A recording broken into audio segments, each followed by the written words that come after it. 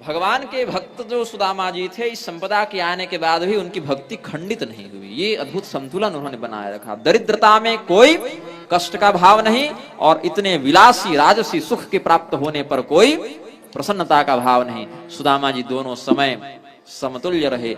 इतना बल्कि कह दें कि धन संपत्ति आने के बाद भक्ति की मात्रा इनकी बढ़ गई कि कहीं इसके चक्कर में नरक हम न चल जाएं, और सतर्कता पूर्वक व्यवहार करने लगे और अधिक विरक्त हो गए कि कहीं जैसे कोई व्यक्ति सड़क पर जा रहा है, गाड़ी चला रहा है, सीधी सड़क है, सामान्य गति से चल रहा है, लेकिन अगर सड़क पर बड़े बड़े गड्ढे हो तो बड़ी सावधानी से गाड़ी चलाता है।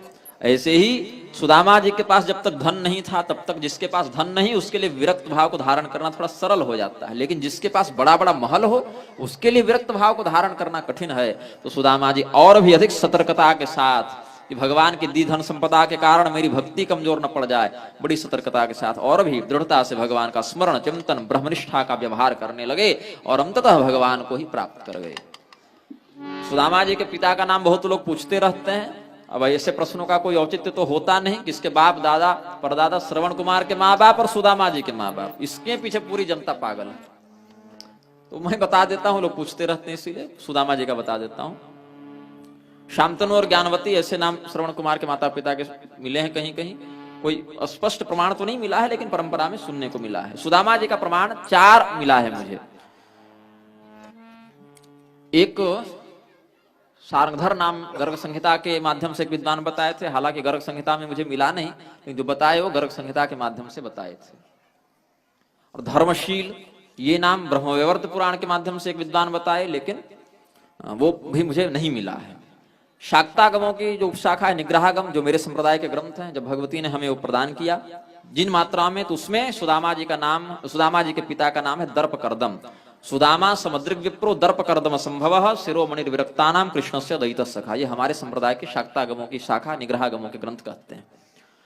और एक प्रमाण शैव परंपरा में कहते हैं, शैवागमों में जो महाकाल सहस्रनाम है प्रकृष्ट नंदोक्तागम तंत्र में, उसकी पूर्व पीठिका में उपोदघात में कहते हैं, सुधामय सुत श्रीमान सुदामा नाम वैद्विजः तेन गोपीपति कृष्णो विद्यामभ्यसितुं गतः।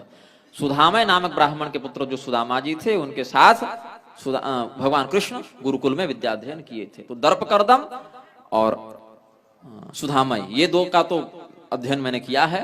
बाकी सुनी हुई बात में सारंगधर और धर्मशील ये दोनों भी प्राप्त होते हैं। तो जिन आचार्यों ने बताया, बड़े उच्च कोटि के श्रेष्ठ स्वामी विद्याभास्कर जी महाराज जैसे विद्वानों ने बताया, तो हम आत्म प्रमाण के आधार पर महापुरुषों की वाणी का समादर करते हैं, उनको भी प्रमाणभूत स्वीकार करते हैं।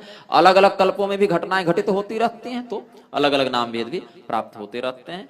अब भगवान नाम संकीर्तन कर लें थोड़ा, फिर कार्यक्रम के समापन की ओर बढ़ेंगे। प्रेम से बोलिए आनंद कंद भगवान की।